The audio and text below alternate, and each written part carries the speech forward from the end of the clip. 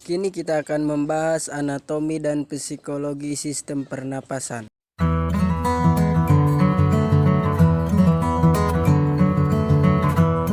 Pernapasan atau respirasi adalah suatu proses pengambilan udara yang mengandung oksigen dan pengeluaran karbon dioksida atau CO2 ke lingkungan.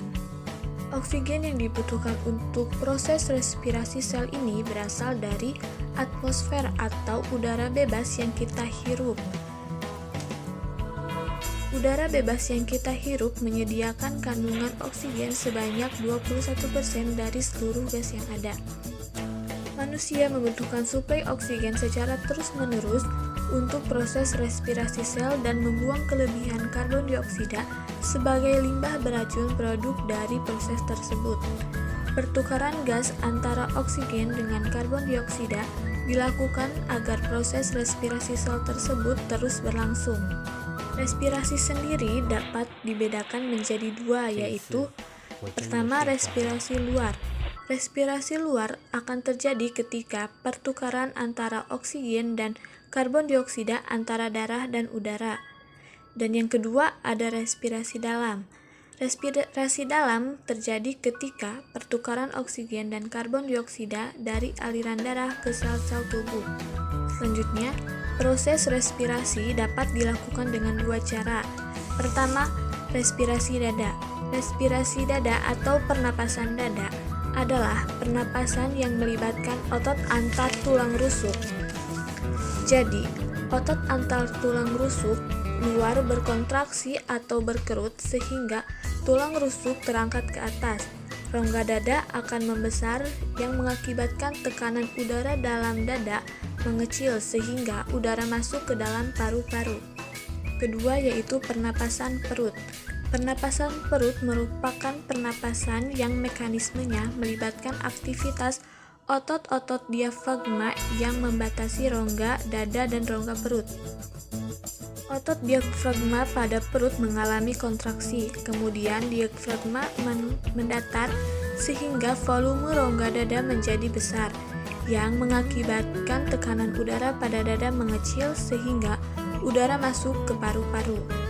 Selanjutnya, alat atau organ-organ yang digunakan dalam proses pernapasan pada perut mengalami kontraksi, kemudian diafragma mendatar sehingga volume rongga dada menjadi besar, yang mengakibatkan tekanan udara pada dada mengecil sehingga udara masuk ke paru-paru.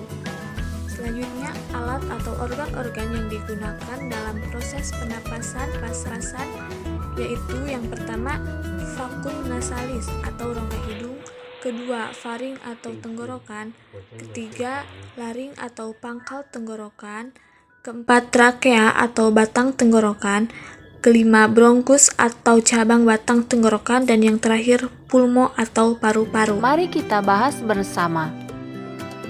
Kafum nasalis. Hidung adalah organ indera penciuman. Ujung saraf menstimulasi bau di udara, kemudian impuls saraf dihantar oleh saraf olfaktorius ke otak sehingga sensasi bau akan dipersepsikan. Dalam selaput lendir terdapat banyak kelenjar minyak dan kelenjar keringat. Juga terdapat konka yang mempunyai banyak kapiler darah yang berfungsi menghangatkan udara yang masuk. Udara yang dihirup akan membawa zat kimia seperti aroma. Udara tersebut disaring oleh bulu hidung. Kemudian zat kimia di udara akan melebur bersama dengan lendir di dalam rongga hidung, dan udara akan disaring, dihangatkan, dan dilembabkan oleh sel epitel yang memiliki lapisan mukus sekresi sel goblet dan kelenjar mukosa. Lalu gerakan silia akan mendorong lapisan mukus ke posterior di dalam rongga hidung dan ke superior saluran pernapasan bagian bawah menuju faring. Kemudian sel olfaktorius yang peka terhadap rangsangan bau berbentuk uap dan gas membawa informasi menuju otak sehingga aroma yang tercium akan terdeteksi. Selanjutnya ada faring. Faring adalah pipa berotot yang berjalan dari dasar tengkorak sampai persambungannya dengan esofagus pada ketinggian tulang rawan krikoid. Faring merupakan percabangan dua saluran yang menghubungkan orofaring dan nasofaring. Faring sendiri memiliki panjang 12-14 cm dan memanjang dari dasar tengkorak hingga vertebra cervicalis ke-6. Udara yang telah sampai ke faring telah diatur kelembapannya sehingga hampir bebas dari debu dan suhu udara mendekati suhu tubuh. Faring berfungsi sebagai penghangat dan pelembab dengan cara yang sama seperti hidung. Udara dihangatkan dan dilembabkan saat masuk ke faring. Kedua, fungsi suara. Bekerja sebagai bilik resonansi untuk suara yang naik dari laring, membantu memberikan suara yang khas dan berbeda pada setiap orang. Fungsi pengecapan. Terdapat ujung saraf olfaktorius dari indera pengecap di epitelium oral dan bagian faringel. Fungsi pendengaran. Saluran auditori memanjang dari nasofaring pada tiap telinga tengah, kemudian udara masuk ke telinga tengah. Pendengaran yang jelas bergantung pada adanya udara di tekanan atmosfer pada tiap sisi membran timpani. Fungsi perlindungan. Jaringan limfatik faring dan tonsil laring menghasilkan antibodi dalam berproses terhadap antigen, misalnya mikroba. Kemudian ada laring. Laring adalah organ yang berongga yang terletak antara faring dan trakea. Dindingnya dibentuk oleh tulang rawan tiroid dan krikoid. Laring berfungsi untuk membentuk suara dan menutup trakea pada saat menelan. Ada dua lipatan mukosa yaitu pita suara palsu dan pita suara. Celah di antara pita suara disebut rima glotis. Di bagian laring terdapat beberapa organ yaitu epiglotis. Adalah katup tulang rawan untuk menutup laring ketika proses menelan makanan. Saat bernafas, epiglotis terbuka, tapi pada saat menelan, epiglotis menutup laring. Jika bernafas melalui mulut, udara yang masuk ke paru-paru tidak dapat disaring, dilembabkan, dan dihangatkan. Kedua, ada pita suara. Terdapat pita suara yang dapat ditegakkan dan dikendurkan, sehingga lebar sela-sela antara pita-pita tersebut berubah-ubah sewaktu bernafas dan berbicara. Selanjutnya kita bahas trakea. Trakea tersusun atas 16-20 cincin tulang rawan.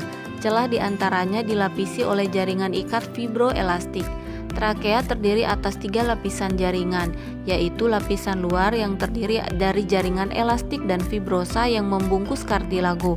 Lapisan tengah terdiri atas kartilago dan pipa otot polos yang membungkus trakea dalam susunan helik. Trakea berfungsi untuk mengirim udara ke paru-paru, menyaring benda asing dengan sel goblet dalam trakea, memproduksi lendir untuk menahan benda asing, bakteri dan virus agar tidak masuk ke dalam paru-paru. Membantu fungsi pencernaan, tulang rawan yang berbentuk cincin memungkinkan trakea lebih mudah untuk menelan makanan. Membantu batuk, trakea akan berkontraksi untuk mempersempit lumen agar udara mengalir lebih cepat saat keluar sehingga lendir dan partikel debu lebih mudah dikeluarkan. Berikutnya bronkus. Bronkus merupakan percabangan trakea. Setiap bronkus primer bercabang 9-12 kali dengan diameter yang semakin kecil. Cabang utama trakea disebut bronki primer atau bronki utama. Bronki primer bercabang lagi menjadi bronki lobar, bronki segmental, bronki subsegmental. Struktur bronkus primer mirip dengan trakea, hanya cincin berupa lempeng tulang rawan tidak teratur. Struktur mendasar dari paru-paru adalah percabangan bronkial yang selanjutnya secara berurutan adalah bronki, bronchiolus, bronchiolus terminalis, bronchiolus respiratorik, ductus alveolar, dan alveoli. Bronkus berfungsi untuk memastikan udara dari mulut atau hidung tiba di alveoli dengan bersih, membantu mengeluarkan debu dan partikel asing yang beresiko membahayakan paru-paru, menghasilkan dahak untuk mencegah peradangan pada bronkus. Selanjutnya ada bronchiolus, cabang ke-12-15 bronkus yang tidak mengandung lempengan tulang rawan dan kelenjar submukosa, terdiri dari otot polos bercampur dengan jaringan ikat longgar, epitel kuboid bersilia, dan sel bronchiolar tanpa silia. Cabang bronkus kanan dan kiri bercabang lagi menjadi bronkus lobaris dan segmentalis. Percabangan ini terus menjadi kecil. Paru-paru. Paru-paru adalah organ pernapasan utama manusia yang lokasinya di rongga dada. Paru-paru dipisahkan oleh area yang disebut dengan mediastinum.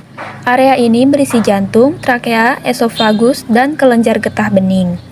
Paru-paru ditutupi oleh lapisan pelindung yang disebut sebagai pleura dan dipisahkan dari rongga perut oleh diafragma otot. Paru-paru sebelah kanan memiliki massa yang paling besar karena memiliki lobus yang lebih banyak. Massa paru-paru kanan berkisar sekitar 375 sampai 600 gram pada orang dewasa. Sedangkan paru-paru kiri 325 sampai 550 gram. Setiap paru-paru dipisahkan lagi ke beberapa bagian yang disebut lobus. Di bagian kanan terdapat 3 lobus dan di sebelah kiri terdapat 2 lobus. Paru-paru kanan di bagian atas terdapat lobus superior, di bagian tengah terdapat lobus medius, dan paling bawah terdapat lobus inferior. Sedangkan di bagian kiri hanya terdapat 2 bagian, atas dan bawah, sehingga hanya memiliki lobus superior dan inferior. Di setiap lobus dipisahkan oleh struktur yang disebut visura. Selanjutnya alveoli. Alveoli ini bentuknya bulat poligonal, berdinding sangat tipis pada bronchioli terminalis, jumlahnya 200-500 juta. Sel epitel alveoli terdiri dari sel alveolar gepeng, jumlahnya hanya 10% menempati 95% alveolar palu. Yang kedua, sel alveolar besar, jumlahnya 12% menempati 5% alveolar. Fungsi alveoli. Alveoli memiliki peran sebagai tempat oksigen dan karbon dioksida saling bertukar. Setelah oksigen diserap, darah akan mengalirkan karbon dioksida menuju alveoli untuk dihembuskan keluar. Karbon dioksida sendiri dianggap sebagai limbah dalam tubuh. Pertukaran antara oksigen dan karbon dioksida tersebut terjadi pada dinding alveoli dan kapiler. Pleura. Pleura yaitu membran serosa pembungkus paru. Jaringan tipis ini mengandung serat elastin, fibrolas, kolagen.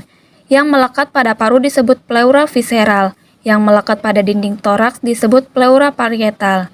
Di antara pleura visceral dan pleura parietal terdapat cairan pleura 10 mili yang berfungsi sebagai pelumas sehingga memungkinkan pergerakan dan pengembangan paru secara bebas tanpa ada gesekan dengan dinding dada. Pleura mengandung banyak kapiler dan pembuluh limfa. Fungsi pleura membantu mengoptimalkan fungsi paru-paru saat pernapasan, sebagai kantong tempat paru-paru menukar oksigen dari udara dengan karbon dioksida yang ada di darah. Yang terakhir, fungsi mekanis pleura adalah meneruskan tekanan negatif toraks ke dalam paru-paru. Selanjutnya kita simak video animasi dan pembahasan singkat tentang anatomi sistem pernafasan. Hidung adalah organ indera penciuman dan menjadi organ pertama yang dilalui udara saat respirasi. Di dalam hidung terdapat rambut hidung dan selaput. Juga terdapat konka yang mempunyai banyak kapiler darah yang berfungsi menghangatkan udara yang masuk. Infus siaraf diantar oleh siaraf olfaktorius ke otak yang akan mempersepsikan bau-bauan yang dihirup. Hidung berfungsi untuk menyaring udara oleh bulu-bulu hidung, penghangat udara oleh mukosa, dan penyaring debu oleh rambut hidung. Selanjutnya, udara akan menuju ke paring, yang merupakan persimpangan antara mulut atau orofaring dan kerongkongan atau nasofaring. Di dalam faring terdapat epiglotis yang membantu mengatur makanan masuk ke esofagus dan udara akan menuju ke paru-paru.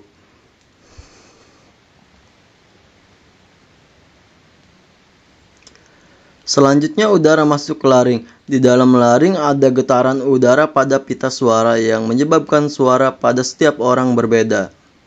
Selama pernapasan, pita suara sedikit terpisah sehingga udara dapat keluar masuk. Udara selanjutnya diteruskan menuju trakea yang tersusun atas 16-20 cincin tulang rawan dengan celah. Setiap bronkus bercabang 9-12 kali dengan diameter yang semakin kecil. Yang selanjutnya bercabang lagi menjadi bronki, bronchiolus, bronchiolus terminalis, bronchiolus respiratory, ductus alveolar, dan alveoli. Alveoli sebagai tempat pertukaran oksigen dan karbon dioksida saling bertukar di dinding alveoli dan kapiler.